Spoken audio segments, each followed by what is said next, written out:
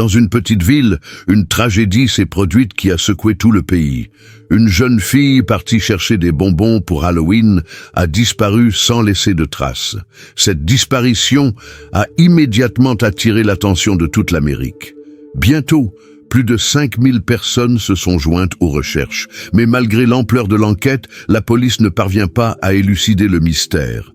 Et puis, quelques jours plus tard, un événement inattendu a permis de faire la lumière sur ce qui s'était passé, et la vérité choquante a été révélée. Eliza Ann French, née le 2 juin 1964 dans le Wisconsin, a vécu le divorce de ses parents lorsqu'elle était enfant. Après cela, elle et sa mère ont déménagé dans une petite ville appelée Fond du Lac. Sa mère se remarie rapidement et Lisa a un jeune frère. En 1973, à l'âge de 9 ans, la jeune fille fréquente l'école primaire locale, fait partie d'une organisation de scouts et aime passer du temps avec ses amis à l'extérieur. En octobre de cette année-là, Lisa se préparait avec enthousiasme à fêter Halloween. Elle prévoyait de récolter autant de bonbons que possible. À l'origine, elle voulait se déguiser en papillon, mais à la fin du mois d'octobre, le temps était froid et sa mère s'est empressée de lui choisir un nouveau costume à partir d'objets qu'elle avait trouvés à la maison, dont un grand chapeau noir. Sa mère l'a laissé sortir, tout en lui recommandant de ne pas trop s'éloigner de la maison. Le quartier dans lequel il vivait était considéré comme sûr, et les parents de Lisa connaissaient bien les voisins. Le soir du 31 octobre, la jeune fille est sortie à la recherche de bonbons vers 18h, promettant d'être de retour à 19h. À 20h, Lisa n'était toujours pas rentrée. Sa mère s'est inquiétée et est partie à sa recherche dans les rues voisines.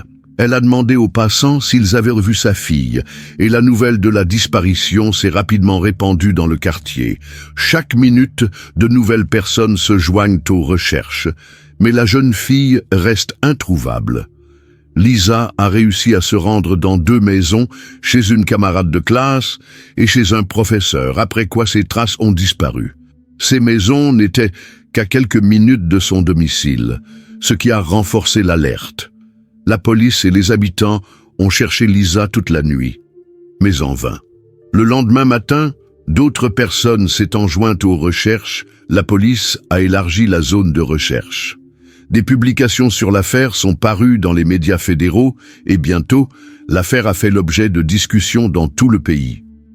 Des parents d'enfants et des adultes de toute l'Amérique ont été choqués par la disparition de Lisa et des milliers de personnes ont cherché à participer aux recherches. Le 2e jour des recherches s'est également soldé par un échec. La police a imprimé des milliers de prospectus avec la photo de la fillette et des bénévoles les ont affichés dans la ville et ses environs.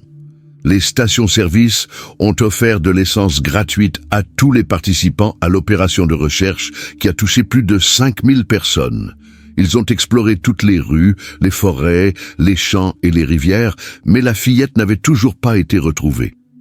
Ce n'est que le 3 novembre, 3 jours après sa disparition, qu'un agriculteur circulant à 5 km du domicile de Lisa a remarqué 2 sacs poubelles sur le bord de la route. Lorsqu'il a appris la disparition, il a décidé de vérifier le contenu des sacs. À sa grande horreur, il a trouvé le corps de la jeune fille dans un sac et ses vêtements dans l'autre. L'homme a immédiatement signalé la découverte à la police. La nouvelle s'est rapidement répandue et à l'arrivée de la police, des dizaines d'habitants se tenaient déjà au bord de la route. Les habitants ont été profondément choqués lorsqu'ils ont réalisé que le corps retrouvé était très probablement celui de Lisa et qu'il semblait qu'elle avait été sauvagement assassinée. Pour les enquêteurs, un seul coup d'œil suffit à confirmer les terribles soupçons. L'identité de la victime est établie et le corps est remis aux experts médico-légaux. L'autopsie a confirmé l'existence d'une agression sexuelle et la cause initiale du décès a été considérée comme une strangulation. Cependant, les experts ont conclu par la suite que la véritable cause était un arrêt cardiaque provoqué par un choc important. À l'époque, rappelons-le, en 1973, l'analyse de l'ADN n'était pas encore utilisée et les détectives espéraient donc trouver au moins quelques preuves parmi les vêtements et les effets personnels de Lisa. Les enquêteurs de la police scientifique ont examiné minutieusement son costume et ont recueilli des fibres étrangères et ont trouvé un cheveu humain sur le tissu. Cependant, aucune empreinte digitale n'a été trouvée, y compris sur les sacs poubelles dans lesquels se trouvaient le corps et les vêtements. L'autopsie a confirmé l'existence d'une agression sexuelle et la cause initiale du décès a été considérée comme une strangulation. Cependant, les experts ont conclu par la suite que la véritable cause était un arrêt cardiaque provoqué par un choc important. À l'époque, rappelons-le, en 1973, l'analyse de l'ADN n'était pas encore utilisée et les détectives espéraient donc trouver au moins quelques preuves parmi les vêtements et les effets personnels de Lisa. Les enquêteurs de la police scientifique ont examiné minutieusement son costume et ont recueilli des fibres étrangères et ont trouvé un cheveu humain sur le tissu. Cependant, aucune empreinte digitale n'a été trouvée, y compris sur les sacs poubelles dans lesquels se trouvaient le corps et les vêtements. Ce meurtre brutal a ébranlé non seulement leur petite ville, mais aussi le pays tout entier. Le public a exigé que le coupable soit trouvé le plus rapidement possible. Après tout, tous les parents s'inquiétaient désormais de la sécurité de leurs enfants. Les adieux de Lisa ont eu lieu quelques jours après la tragique découverte. Le nombre de personnes venues lui rendre hommage était tel que les organisateurs des funérailles ont dû faire plusieurs files d'attente pour que tout le monde puisse lui dire au revoir. Pendant ce temps, la police travaillait sans relâche, malgré le manque cruel de preuves. Les enquêteurs ont commencé à reconstituer le parcours possible de Lisa dès le soir même. D'après le témoignage de deux familles, la jeune fille a réussi à s'arrêter pour acheter des bonbons, puis sa trace s'est brusquement interrompue juste après la visite de la dernière maison. L'enquête a donné lieu à deux versions principales. Soit Lisa a été enlevée par un inconnu à la sortie de la rue, soit elle est entrée dans une autre maison où l'attendait son agresseur. Cependant, la première version semblait peu probable. La jeune fille n'irait pas avec un inconnu comme ça, surtout sans bruit, et les voisins n'ont rien entendu de suspect. Par conséquent, le second scénario, selon lequel le crime a eu lieu à l'intérieur d'une des maisons, semble beaucoup plus plausible. La police a commencé à interroger tous les habitants de la rue, qui comptent plusieurs dizaines de maisons, mais personne n'a confirmé que Lisa était venue chez eux. Les inspecteurs ont alors décidé de s'intéresser à chaque famille et d'essayer d'identifier d'éventuels suspects, les personnes ayant un alibi évident, professeurs, camarades de classe, connaissances, ont été exclus du cercle de recherche. Il était important de tenir compte du fait que Lisa ne rendait visite qu'aux personnes qu'elle connaissait personnellement. Sa mère l'a aidée à réduire la liste, en lui indiquant quelques maisons où elle pensait qu'elle pourrait se rendre. Parmi les familles mentionnées, l'une d'entre elles intéressait particulièrement la police. Il s'agissait de la famille de Gerald Turner. L'homme avait 25 ans et vivait dans une maison voisine avec sa petite amie et sa jeune fille. Il y avait plusieurs raisons de le soupçonner. Tout d'abord, Lisa le connaissait bien auparavant. Leur famille vivait dans des appartements voisins et la jeune fille rendait souvent visite aux Turner, jouait avec leur enfant et montrait ses nouveaux jouets à Gerald. Il était toujours désireux de communiquer avec elle. Deuxièmement, lors de l'entretien avec les habitants du quartier, le comportement de Turner a semblé étrange aux inspecteurs. Il répondait aux questions, mais ses propos manquaient de sincérité, ce qui a éveillé les soupçons. Troisièmement, la police avait une idée précise du moment de la disparition de Lisa. Il s'est avéré que Turner était seul à la maison pendant cette période, car sa petite amie et son enfant étaient allés à une fête de fin d'année. Il a donc eu la possibilité de commettre son crime sans se faire remarquer. Avec tous ces détails, Turner est devenu le principal suspect. Cependant, il n'y avait que très peu de preuves. Les enquêteurs sont venus lui parler à plusieurs reprises, mais il a insisté sur son innocence. Lorsqu'on lui propose de passer au détecteur de mensonges, il accepte. L'appareil a enregistré des réactions douteuses à des questions clés, et les détectives ont essayé de le presser, dans l'espoir d'obtenir des aveux. Mais Gérald a tout nié. Il refuse d'être interrogé à nouveau. La police décide alors d'utiliser les quelques indices dont elle dispose. Les fibres étrangères trouvées sur les vêtements de Lisa et les cheveux. L'examen a montré que les cheveux ne provenaient probablement pas de la tête, mais du corps de l'homme. Un mandat de perquisition a été obtenu au domicile de Turner et des échantillons de ses cheveux ont été prélevés. Les experts ont accordé une attention particulière au couvre-lit de son lit, qui était de la même couleur que les fibres trouvées. Une analyse détaillée a confirmé que les tissus provenant du corps de Lisa pouvaient effectivement provenir de ce couvre-lit. Lorsque le corps de Lisa a été retrouvé, les enquêteurs ont immédiatement compris qu'il s'agissait probablement d'elle. Un simple coup d'œil suffit à le confirmer, et la version du crime devient évidente. Les experts ont rapidement établi que la mort était due à une strangulation, mais après un certain temps, ils sont arrivés à une autre conclusion. La cause de la mort était un choc. En 1973, alors qu'il n'existe pas encore de tests ADN, les policiers tentent de trouver tout élément susceptible d'éclairer le crime. Les vêtements de Lisa ont été examinés et des particules étrangères de tissus et de cheveux ont été trouvées, mais aucune empreinte digitale n'a été relevée sur les objets, y compris les sacs poubelles dans lesquels le corps avait été plié. Ce meurtre brutal a choqué non seulement la petite ville, mais aussi le pays tout entier.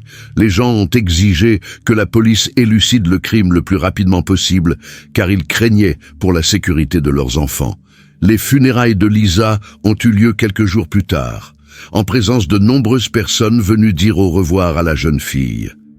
À ce moment-là, la police, sans preuves solides, a commencé à élaborer des scénarios possibles pour son parcours. Une fois arrivée dans les deux maisons, Lisa est allée chercher des bonbons, puis elle a disparu et la piste s'est éteinte. La question se pose alors de savoir qui a pu être impliqué dans ce crime. Les enquêteurs ont envisagé deux scénarios possibles. Soit le criminel a accidentellement rencontré la jeune fille dans la rue et l'a emmenée, soit elle est entrée dans la maison d'une connaissance, où l'agression a eu lieu. La première version semblait peu probable, car Lisa n'aurait probablement pas accompagné un inconnu. Sur cette base, les policiers se sont concentrés sur la seconde version. Elle a rapidement commencé à interroger tous les habitants de la rue où vivait Lisa, mais personne ne savait qu'elle avait pu se rendre chez un inconnu. Finalement, l'attention de la police s'est portée sur Gerald Turner, l'un des voisins que Lisa connaissait. Turner vivait avec sa famille dans une maison adjacente à celle de Lisa. Les familles se côtoyaient fréquemment, et la fillette allait souvent jouer avec la fille de Turner. Son comportement lors des interrogatoires a également semblé suspect à la police. De plus, la nuit où Lisa a disparu, sa famille était à une fête et Turner était seul. Les enquêteurs ont conclu qu'il avait eu l'occasion de commettre l'infraction en l'absence de sa petite amie et de sa fille. Attirant l'attention sur Turner, la police l'a convoqué à plusieurs reprises pour l'interroger, mais il a continué à clamer son innocence. Environ 9 mois plus tard, après de nombreux interrogatoires et tentatives de collecte de preuves, Turner a soudainement avoué ce qu'il avait fait. Il a raconté comment il avait appelé Lisa chez lui où il avait commis son crime. Après avoir réalisé que Lisa était morte, il a tenté de lui porter secours, mais lorsqu'il a entendu sa petite amie et sa fille rentrer, il a déplacé le corps dans la salle de bain et s'est allongé sur le canapé. Lorsqu'elles sont entrées, il a dit qu'il ne se sentait pas bien et a demandé à ne pas être dérangé. Plus tard, pour se débarrasser du corps, Turner l'a transporté dans des sacs poubelles et les a jetés dans une ville voisine. Ce revirement inattendu a choqué non seulement les proches de Lisa, mais aussi la police, qui n'arrivait pas à croire qu'un homme qui avait si longtemps nié sa culpabilité avait soudain fait des aveux aussi détaillés. Turner a été arrêté et l'affaire a été jugée. Cependant, avant le début du procès, Turner a retiré ses aveux, déclarant qu'il les avait signés sous la contrainte.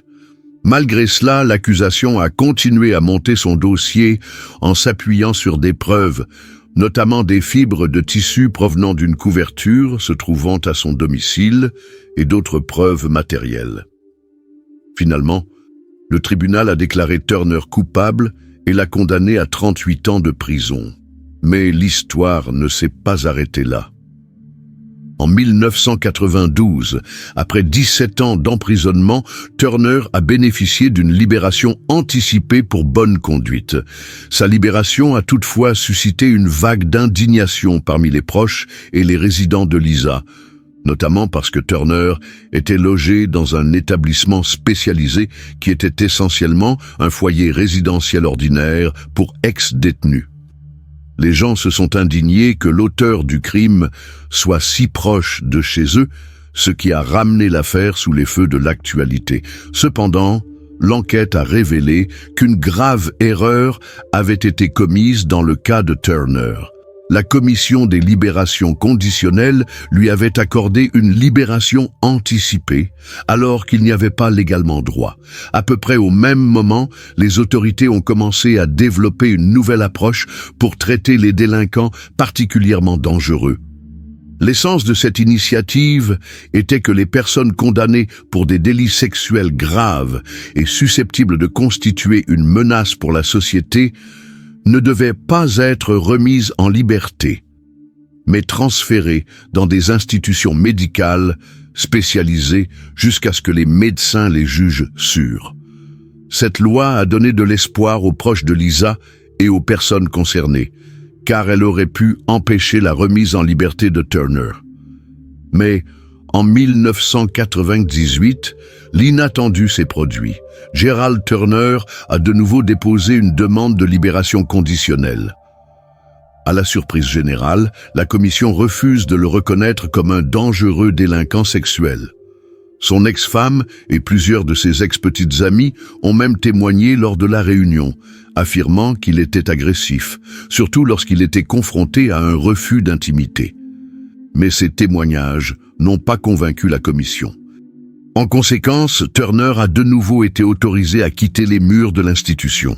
Il a de nouveau été placé dans une maison surveillée. Mais la même année, un nouvel incident inquiétant s'est produit. Il a failli attaquer avec un couteau le directeur de l'établissement qui venait le voir. Malgré cela, il n'est pas renvoyé en prison. Plus tard, lorsqu'une entreprise refuse d'embaucher Turner en raison de son casier judiciaire, il intente un procès. La loi du Wisconsin interdit aux employeurs de discriminer les personnes ayant un casier judiciaire. Le tribunal a donné raison à Turner qui a reçu une compensation financière. Cette situation s'est poursuivie jusqu'en 2003. Lors d'un audit de routine, des milliers de photos et de vidéos obscènes ont été trouvées sur son ordinateur. Il a également été découvert qu'il regardait des films sur des tueurs en série, en violation directe de sa liberté conditionnelle. Turner a de nouveau été arrêté et jugé. Cette fois, le juge lui a infligé une nouvelle peine de 15 ans de prison. Il semblait qu'il obtiendrait enfin ce qu'il méritait et resterait derrière les barreaux pour le reste de sa vie. Cependant, cette fois encore, l'histoire ne s'est pas arrêtée là. En 2018, sa peine a pris fin. La commission a refusé de le garder plus longtemps, et Turner s'est à nouveau préparé à être libéré. La mère de Lisa ne pouvait pas accepter cette décision. Elle a organisé une pétition exigeant le maintien en détention du criminel. Le document est signé par des milliers de personnes dans tout le pays. Le public était scandalisé par la possible libération d'un homme qui avait commis un crime aussi brutal. Les autorités ont écouté. Une nouvelle procédure judiciaire a été entamée dans le but de faire transférer Turner dans une clinique psychiatrique fermée. Bien entendu, il n'est pas d'accord, et par l'intermédiaire de ses avocats, il fait appel. La procédure a duré plusieurs années. Ce n'est qu'en 2022 que le juge a décidé que Turner était effectivement un danger pour autrui et qu'il devait être transféré dans un établissement médical spécialisé. Mais même après cela, ses avocats ont continué à se battre, essayant de contester la décision du tribunal. Les audiences ont été reportées à maintes reprises. Au moment de la préparation de ce document, la décision finale n'a pas encore été prise. Gerald Turner lui-même, qui a déjà 75 ans, se trouve toujours dans une clinique fermée. Malgré son âge, les proches de Lisa sont convaincus qu'il constitue toujours une menace et qu'il ne doit en aucun cas être libéré. Il est intéressant de noter que bien que Turner ait refusé d'admettre sa culpabilité lors du procès, il a fait à plusieurs reprises des déclarations qui pourraient être considérées comme des aveux implicites. Lorsque sa peine lui a été lue pour la première fois, il est passé devant la mère de Lisa et a déclaré « Je n'avais pas l'intention de faire ça. Je n'avais pas l'intention de le faire. » Plus tard, en prison, il a écrit une lettre adressée à Lisa elle-même. Dans cette lettre, il s'excusait et admettait qu'il lui avait effectivement ôté la vie. Et une fois, au cours d'une conversation, il a dit que si ce crime n'avait pas été commis le soir d'Halloween, le public et les médias n'y auraient pas prêté autant d'attention. Ainsi, les proches de Lisa doivent encore se battre pour que Turner ne soit jamais en liberté. Et qui sait, peut-être que sa tentative actuelle pour obtenir sa libération ne sera pas la dernière. Si cette histoire vous touche, n'hésitez pas à donner votre avis dans les commentaires. Et n'oubliez pas d'aimer si vous soutenez la famille de Lisa dans sa quête de justice.